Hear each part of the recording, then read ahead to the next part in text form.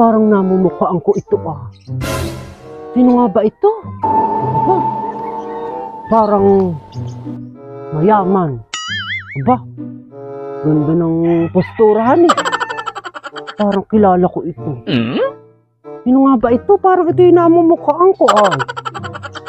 Sol, Kumarites! Ako nga, Kumarites! Hindi ka nagkakamali at hindi ka namamalit mata. Ako talaga ito, si Sol. Aba, Kumarites. Bakit baga para namang ikay nagugulat nung ako'y iyong matanaw? Iya! Ay sinasabi ko na nga baga, Kumarites. At ikaw nga ayan, Kumaring Sol. Ganda mo. Aba, ay para ka ng madam. Para ka ng dunya. Kumarites. Aba, ay kainamang ka na. Tingnan mo nga at muntik na katang hindi makilala. Tingnan mo nga ang iyong itsurahan, ang suot mo, ang iyong bag. Tapos ay kinakagold pa. Ganda ng gold mo, honey. Talaga namang mamahalin. Iba talaga, Kumarites. Pag galing ibang bansa, honey. Yaman mo na yata at marami ka ng kwarta. Kumarites. Iya, Kumarites. Wala namang nagbago sa aking itsurahan.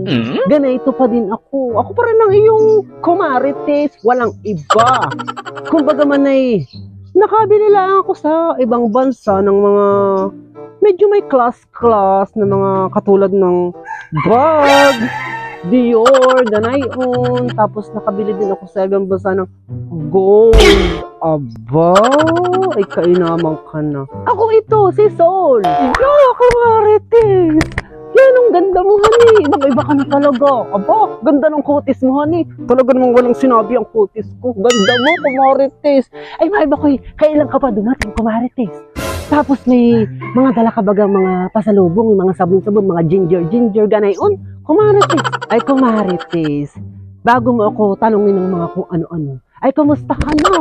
Aba ho, ilang taon din akong hindi nakaparito sa inyo. Wari ko may 7 taon din tayo hindi nagpangitahan eh. Ay, kumusta ka na, Kumarites? Oh, Kumarites, walang nagbago sa akin. Ganayong pa din. Kami mahirap pa din. Tapos syempre ang kumparing Rogelio mo nagko-construction worker pa din. Ganayon pa rin ang pamumuhay namin dito. Buhat nung ito'y umalis, walang nagbago, Kumarites. Aba, kayo naman no.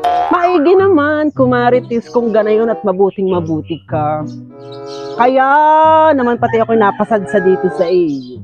Ay, meron akong uulitin sa iyo. Baka hindi mo na naaalala, honey.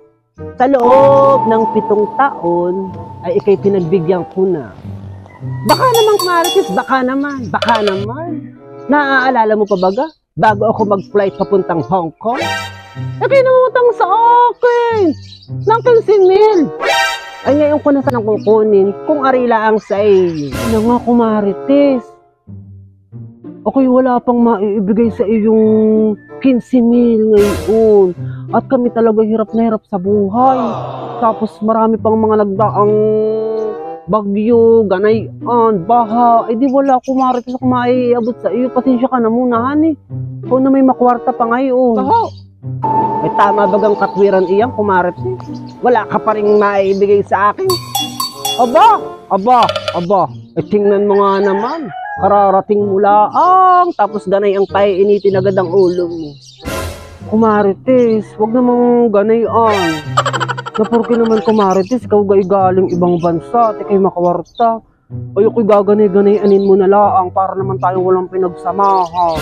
Huwag mong sinasabi iyan. Napurkit ako'y galing ibang bansa at ako'y makwartay ganito ako kung mag-aasta. Hindi ganayon ang pinag-usapan natin, Kumarites. Ang pinag-usapan natin pagbalik ko galing ibang bansa ay kailangan nakagayak na ang ipambabayad mo sa akin. Nakisingil. Kaya huwag mo kong dinadramahan ng ganayan, honey. At ako'y nainit ang sentido. Ay, paano kung gagawin ko, Kumarites? Wala talaga akong maiibayad sa iyo. Wala pa nga akong kakwarta-kwarta ngayon at kami ngigipit din mag-asawa. Ayaw mo akong bayaran, Kumarites, at wala ka pang bambayad. Kukunin ko muna yung asawa mo at siya mong iprenda sa akin. Darna! Ako na may balo na. Lintik!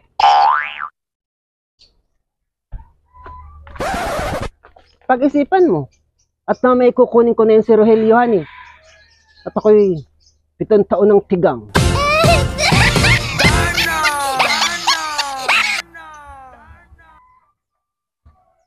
Otas! Ay, paano naman ako kumarites? Kung kukunin mo si Rogelio, sino bang magdidilig sa akin? Puro kong... Intek! Sorry.